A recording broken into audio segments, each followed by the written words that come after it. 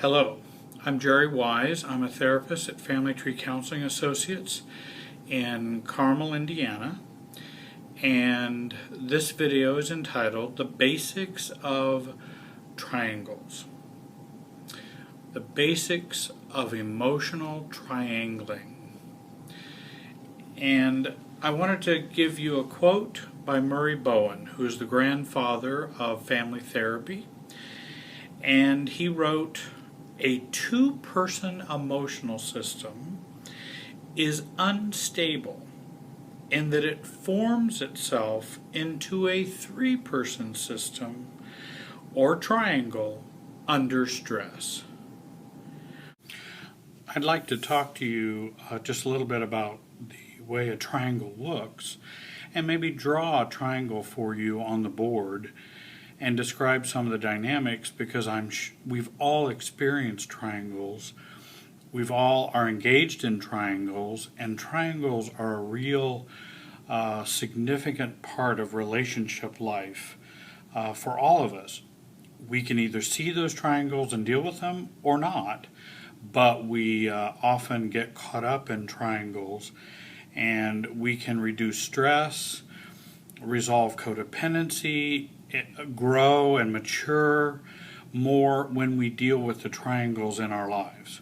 So let me talk about a classic one, and I have written on the board a marriage relationship between Bob and Mary, and this is describing emotional triangles.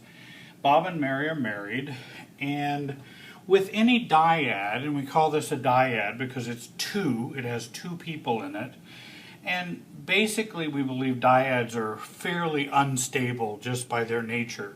In other words, they're stable for a while, but will become unstable when just two people are involved. Stresses begin to occur between Bob and Mary. Conflicts, disagreements, anxiety, all kinds of life stressors come along, or disagreements between the two of them. And for example, Bob and Mary are talking about the kids, let's say, and they're discussing what they want to do regarding the kids, and they just don't agree, and they have different ways of viewing it.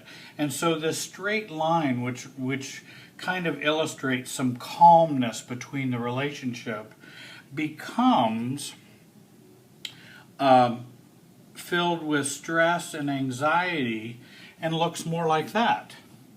And so now there's conflict or stress between Bob and Mary. Bob and Mary are not talking or communicating very well. So then Mary then turns to her mother to talk about the stress between she and Bob.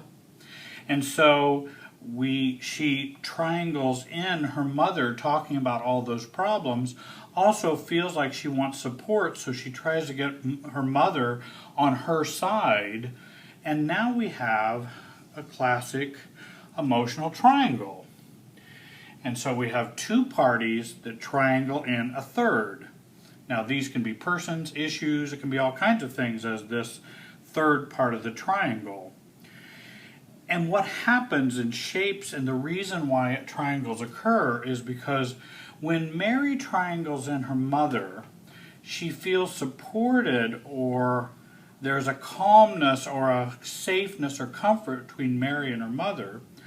Also, there seems to be less conflict between Bob and Mary. So this line that has conflict in it now has become much more calm and safe. They're not arguing about it, because all of the stress is now being funneled down towards mom, because all of this is moving. The hot potato of stress, anxiety moves down towards mom, and mom's now hearing all of this. And so Mom and Mary become closer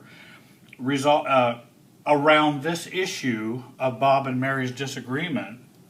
But then what happens to the third leg of this triangle? So now we have calmness here, and it shifts that way. And now Bob and Mary's mother end up having conflict or stress between the two of them because now it's 2 against 1. And Bob feels not getting any support from Mary's mother. Mary's mother agrees with Mary on everything. They're going, yes, Bob's wrong, Bob's wrong. So Bob's on the out, and Mary and her mother are feeling very good. Now, there's a little less stress here because they're not arguing quite so much, because now Mary's taking her stress to Mom. And however, that can increase some of the conflict here too, because now Mary's coming back and saying, Mom says to me about you something. She and I agree that you're wrong, Bob. And so it can create some conflict there. It creates more conflict there, but it provides some safety and comfort here. Now the difficulty is the emotional triangle tends to mess with this relationship, and it messes with this relationship, making it more unhealthy and more difficult. But it also messes with this relationship too, because it provides more fusion. They become fused or enmeshed. We call it enmeshed in this relationship. And so now we've got a real problem going on as a result of this triangle. If this triangle continues for years, guess who gets impacted by this triangle? The next generation, or the kids. So what happens here ends up floating on down and flowing on down to the next generation. That's why emotional triangles are very important to understand, very important to resolve, and can help sort out a relationship here and here and here. And clearing that up is very important. This can be all very invisible. This feels all very invisible to most of the people involved here. And I think that's where getting some help can help clear up emotional triangles and can really reduce stress, improve intimacy between Bob and Mary, can provide more healthy relationships between intergenerations, because this is 2 different generations. There's Mary's mother's generation, and then there's Mary and Bob's generation. Then there's the kids' generations from Mary and Bob, so that's another generation. And so maintaining intergenerational boundaries and health is very important for everyone to be whole and happy and mature. So what determines when a triangle will occur? And I think there are 3 factors that influence our relationships as to whether we will triangulate or get into a triangling situation or form a triangle with another person or issue or belief.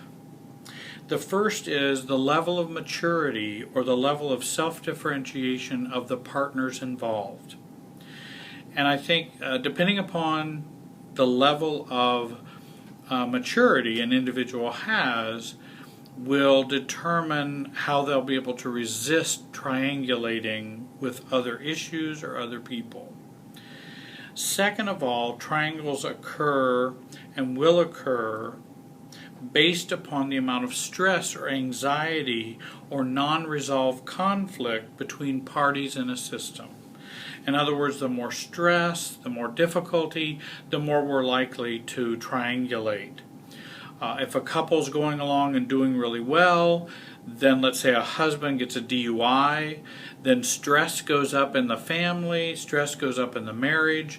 We're more likely to have a triangulating situation occur where somebody will involve a third party to try to reduce the amount of anxiety and stress within the relationship.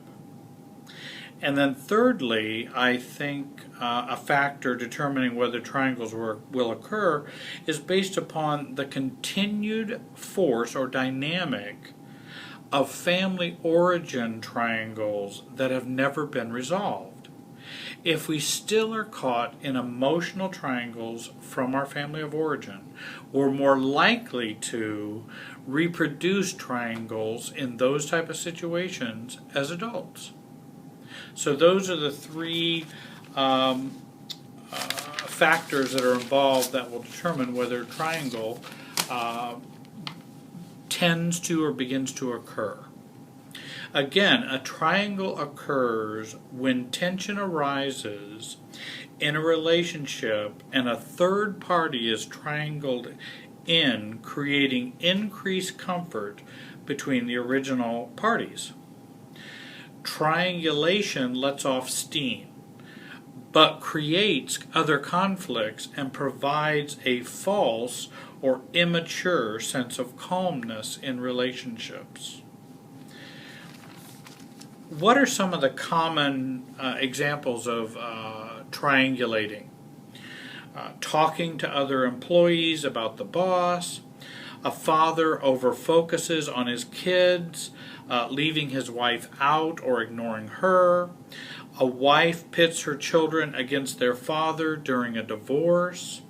Having an affair is an example of triangulation. Gossiping or talking about someone who is not present is an example of triangulation.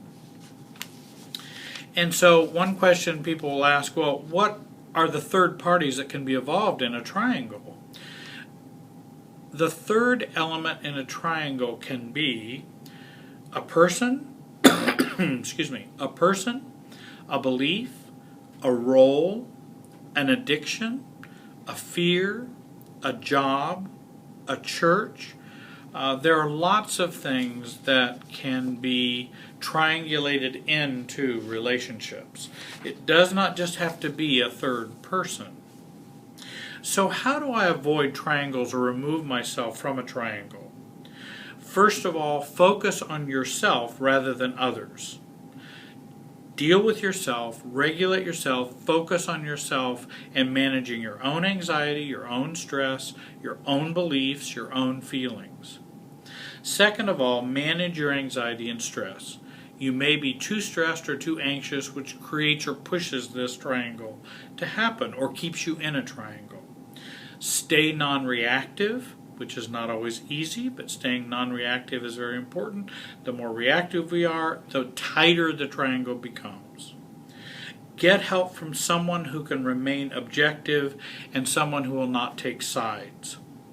A good therapist, a mature pastor, a very mature friend. These are some examples of folks that we can go and talk to who will not triangulate in with us in those relationships. Don't get help from someone who will feel the need to side with you against someone else. That only increases and pushes the triangle even more. To prevent triangulation or triangles, resolve the old triangles that are left over from our family of origin. For example, an old triangle would be mom talking to you as a child about dad. Mom triangulating the child into the marriage. That's an old triangle from our family of origin. Increase your self-esteem. Increase your self-differentiation. Heal your codependency. And resolve shame and abandonment issues in your life. If you resolve those, you're less likely to get into triangles and get caught up into more triangles. Those are some things I wanted to share with you today about triangles. I hope it's been a help to you to kind of give you some basics of triangulation and triangles. If you'd like more help, give me a call at 317-919-6264. You can find more information on www.familytreecounseling.com. And I hope you have a great day. Thanks for listening.